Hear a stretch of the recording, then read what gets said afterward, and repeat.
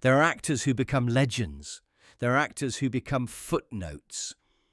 And then there are actors like Robert Drivas, the kind whose names linger like echoes, half remembered, half erased, utterly unforgettable if you ever saw them work. He had cheekbones like a young god and eyes that seemed to understand too much. His voice was clipped, cultured, and just strange enough to unsettle you. He didn't pander, he pierced. Robert Drivas didn't play by the rules, and the industry never forgave him for it. The meteor rises, from Iowa to Albi. Born in Chicago in 1935 and raised in Iowa, Drivas moved through the world like someone born for more. He studied at the University of Chicago, the University of Miami, and the Greek-American-run Athens Conservatory. Not your usual actor's resume. By his 20s, he was on Broadway, working with Tennessee Williams and Edward Albee, two playwrights who knew exactly what to do with complexity. He starred in The Milk Train Doesn't Stop Here Anymore, opposite Tallulah Bankhead, and blew critics away in The Zoo Story. He had a rare gift, intensity without excess. He didn't chew the scenery. He haunted it. Directors adored him. Audiences couldn't quite place him. Studios weren't sure what to do with someone that serious, but Paul Newman knew. The cool hand and the cult film. In 1967, Drivas was cast in Cool Hand Luke, that sweaty, brutal hymn to male rebellion and quiet dignity.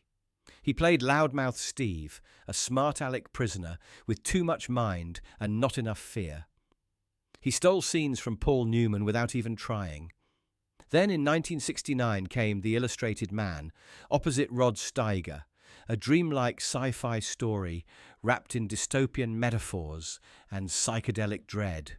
Drivas, again, was brilliant, strange, alienated, electric. But Hollywood didn't reward strange. Not then. He was offered parts, but never the right ones. He never chased stardom, and stardom never chased him back. The quiet identity, queer in the shadows. Robert Drivas was queer. He never said it aloud, not publicly, but everyone who worked with him knew.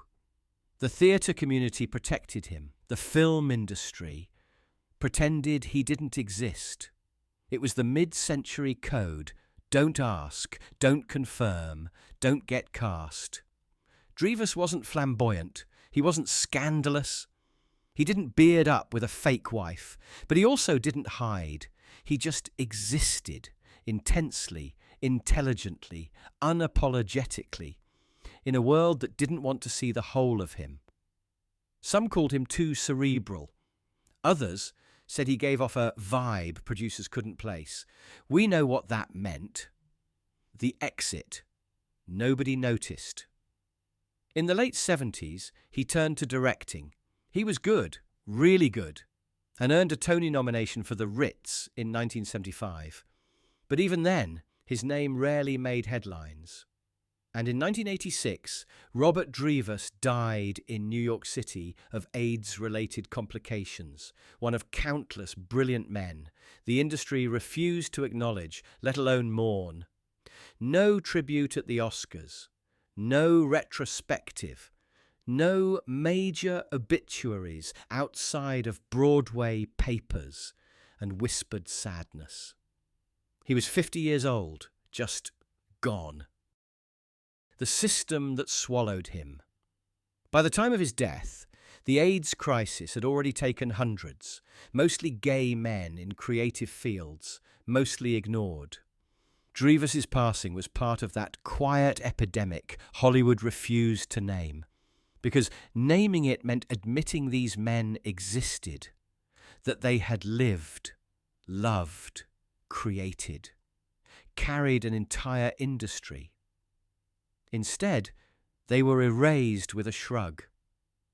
Drivas who brought poetry to pulp, who could make a single line feel like a dare, became just another name left off the guest list of remembrance. Final curtain.